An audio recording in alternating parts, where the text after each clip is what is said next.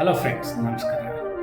ಕಾಶ್ಮೀರಿಂದ ಕನ್ಯಾಕುಮಾರಿವರೆಗೂ, ಅದಾನಿಯಿಂದ ಅಂಬಾನಿವರೆಗೂ, ರಣಬೀರ್ ಸಿಂಗಿಂದ ರಣಬೀರ್ ಕಪೂರ್ವರೆಗೂ, ನಮ್ಮಿಂದ ನಿಮ್ಮವರೆಗೂ ಪ್ರತಿಯೊಬ್ಬರು ಯೋಚನೆ ಮಾಡುವಂಥ ಒಂದು ಹೊಸ ವಿಷಯ ಏನಂದರೆ ಇನ್ಕಮ್ ಟ್ಯಾಕ್ಸ್ನ ಹೊಸ ರೂಲ್ ಬಗ್ಗೆ. ಇದ್ರ ಬಗ್ಗೆ ಗೊತ್ತಿಲ್ಲ ಅಂದರೆ ಈ ವಿಡಿಯೋನ ಕೊನೆ ತನಕ ನೋಡಿ, ನಾನು ಕಂಪ್ಲೀಟಾಗಿ ಎಕ್ಸ್ಪ್ಲೈನ್ ಮಾಡ್ತೀನಿ.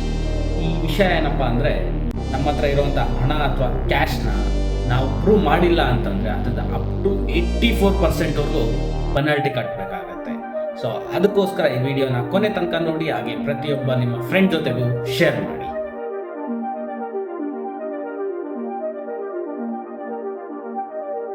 ಈಗ ನೀವು ಕೇಳ್ಬೋದು, ನನ್ನ ಹತ್ರ ಇರೋ ಕ್ಯಾಶ್ ಬಗ್ಗೆ ಇನ್ಕಮ್ ಟ್ಯಾಕ್ಸ್ ಹೇಗೆ ಗೊತ್ತಾಗುತ್ತೆ ಅಂತ. ನೀವು ಏನು ಟ್ರಾನ್ಸಾಕ್ಷನ್ ಮಾಡ್ತೀರಾ, ನಿಮ್ಮ ಮನೆಗೆ ಎಷ್ಟು ರೇಷನ್ ಬರುತ್ತೆ, ಎಷ್ಟು ಅಮೌಂಟ್ನ ಟ್ರಾನ್ಸಾಕ್ಷನ್ ಮಾಡ್ತೀರಾ, ಪ್ರತಿಯೊಂದನ್ನು ಇನ್ಕಮ್ ಟ್ಯಾಕ್ಸ್ ತಿಳ್ಕೊಬೋದು. ನಿಮ್ಮ ಅಕೌಂಟ್ಸ್ ಅಥವಾ ನಿಮ್ಮ ಬ್ಯಾಂಕ್, ಪ್ರತಿಯೊಂದು ಬ್ಯಾಂಕ್ ಜೊತೆಗೂ ಇನ್ಕಮ್ ಟ್ಯಾಕ್ಸ್ ತನ್ನ ಒಂದು ರಿಲೇಷನ್ಶಿಪ್ನ ಹೊಂದಿರುತ್ತೆ.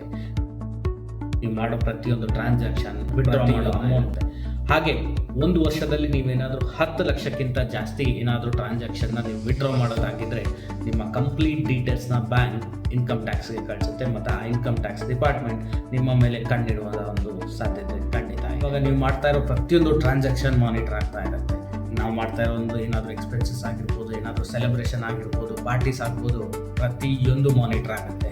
ಈಗ ನಾವೇನಾದರೂ ಒಂದು ಸೆಲೆಬ್ರೇಷನ್ ಮಾಡಿ ಅದನ್ನು ನಾವು ಇನ್ಸ್ಟಾಗ್ರಾಮ್ ಅಥವಾ ಫೇಸ್ಬುಕ್ಕಲ್ಲಿ ಹಾಕಿದರೆ ಅದರಲ್ಲಿ ಒಂದು like may be income tax ಕಡೆಯಿಂದನೂ ಆಗಿರುತ್ತೆ. ಅಂದರೆ ಆ ಒಂದು ಇನ್ಕಮ್ ಟ್ಯಾಕ್ಸ್ ಕಣ್ಣು ನಿಮ್ಮ ಮೇಲಿದೆ ಅಂತ. ಪ್ರತಿ ವರ್ಷ ನೀವೇನಾದರೂ 10 ಲಕ್ಷಕ್ಕಿಂತ ಜಾಸ್ತಿ ವಿಡ್ರಾ ಮಾಡಿರೋದಾಗಿರ್ಬೋದು, ಈ ಥರ ಏನಾದರೂ ಕ್ಯಾಶ್ ಟ್ರಾನ್ಸಾಕ್ಷನ್ ಮಾಡಿದರೆ ನಿಮ್ಮ ಕಂಪ್ಲೀಟ್ ಡೀಟೇಲ್ಸ್ನ ಬ್ಯಾಂಕ್ ಇನ್ಕಮ್ ಟ್ಯಾಕ್ಸ್ ಡಿಪಾರ್ಟ್ಮೆಂಟ್ಗೆ ಕಳಿಸುತ್ತೆ. ಅಲ್ಲಿಂದ ಇನ್ಕಮ್ ಟ್ಯಾಕ್ಸ್ ನಿಮ್ಮ ಮೇಲೆ ಕಣ್ಣಿಡೋಕ್ಕೆ ಸ್ಟಾರ್ಟ್ ಆಗುತ್ತೆ. ನಿಮ್ಮ ಪ್ರತಿಯೊಂದು ಏನಾದರೂ ಲೋನ್ ತೊಗೊಂಡಿರೋದಾಗಿರ್ಬೋದು, ಅಥವಾ ಯಾರ ಕಡೆಯಿಂದ ಆದರೂ ಏನಾದರೂ ಸಾಲ ತೊಗೊಂಡಿದ್ರೆ ಪ್ರತಿಯೊಂದು ಇನ್ಮೇಲೆ ಅದು ಬ್ಯಾಂಕ್ ಟ್ರಾನ್ಸ್ಫರ್ ಆಗಿರಬೇಕು, ಅಥವಾ ಡಿಜಿಟಲ್ ಟ್ರಾನ್ಸ್ಫರ್ ಆಗಿರಬೇಕು, ಅಥವಾ ಚೆಕ್ ಮೂಲಕ ಮಾತ್ರ. ಇಲ್ಲ ಅಂತಂದರೆ ನೀವು ಅದರ 100% ಪೆನಾಲ್ಟಿ ಕಟ್ಟುವಂಥ ಸಾಧ್ಯತೆಗಳು ತುಂಬ. ಒಂದು ವರ್ಷದಲ್ಲಿ 20 ಲಕ್ಷಕ್ಕಿಂತ ಏನಾದರೂ ಜಾಸ್ತಿ ನೀವೇನಾದರೂ ಕ್ಯಾಶ್ ಟ್ರಾನ್ಸಾಕ್ಷನ್ ಮಾಡಿದರೆ ಅದರ ಮೇಲೆ ಬ್ಯಾಂಕ್ TDSನ ಚಾರ್ಜ್ ಮಾಡುತ್ತೆ. ಇಷ್ಟೇ ಅಲ್ಲ, ನೀವು ಇನ್ನೇನಾದರೂ ಪ್ರಾಪರ್ಟಿನ ಸೇಲ್ ಮಾಡಿದರೆ ಅಥವಾ ಪರ್ಚೇಸ್ ಮಾಡಿದರೆ ಏನಾದರೂ ಆಗಿರ್ಬೋದು, ಅದರಲ್ಲಿ 20,000ಕ್ಕಿಂತ ಜಾಸ್ತಿ ಏನಾದರೂ ಕ್ಯಾಶಲ್ಲಿ ನೀವು ರಿಸೀವ್ ಮಾಡಿದರೆ ಆ 20,000 ಮೇಲೆ ನೀವು ಇಷ್ಟೇ ಅಮೌಂಟ್ ತೊಗೊಂಡಿದ್ರು ಅದಕ್ಕೆ 100% ಪೆನಾಲ್ಟಿ ಪೇ ಮಾಡಬೇಕಾಗತ್ತೆ.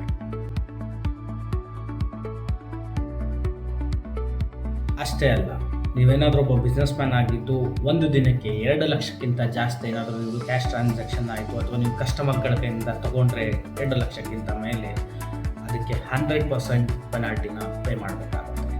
ನೀವೇನಾದರೂ ಯೋಚನೆ ಮಾಡ್ತಾ ಇದ್ರಿ, ನಂದು ದೊಡ್ಡ ಟ್ರಾನ್ಸಾಕ್ಷನ್ ಏನಿಲ್ಲ, ನನಗೇನು ತೊಂದರೆ ಆಗಲ್ಲ ಅಂತ. ಆದರೆ ನಿಮ್ಮ ಒಂದು ಸಣ್ಣ ಟ್ರಾನ್ಸಾಕ್ಷನ್ಗಳು ಸೇರಿ ದೊಡ್ಡ ಅಮೌಂಟ್ ಆಗಿ ನಿಮಗೆ ಅಮೌಂಟ್ ಮಾಡಬೇಕು. ಸೊ ಬೆಟರ್ ಆದಷ್ಟು ಎಲ್ಲರೂ ಡಿಜಿಟಲ್ ಟ್ರಾನ್ಸಾಕ್ಷನ್ನ ಮಾಡೋದನ್ನು ಅಭ್ಯಾಸ ಮಾಡ್ಕೊಳ್ಳಿ. ಹಾಗೆ ಏನಾದರೂ ಕ್ಯಾಶ್ ಟ್ರಾನ್ಸಾಕ್ಷನ್ ಮಾಡಲೇಬೇಕು ಅನ್ನೋ ಪರಿಸ್ಥಿತಿ ಇದ್ದರೆ ಒಂದು ಸಲ ಯೋಚನೆ ಮಾಡಿಬಿಟ್ಟು ಮಾಡಿ. ಹಾಗೆ ನಾನು ಒಂದು ಪೆನಾಲ್ಟಿ ಹಾಕೋಕ್ಕಿಂತ ಮುಂಚೆ ಈ ವಿಡಿಯೋಗೆ ಶೇರ್ ಮಾಡಿ, ಸಬ್ಸ್ಕ್ರೈಬ್ ಮಾಡಿ, ಲೈಕ್ ಮಾಡಿ. ಹಾಗೆ ಏನಾದರೂ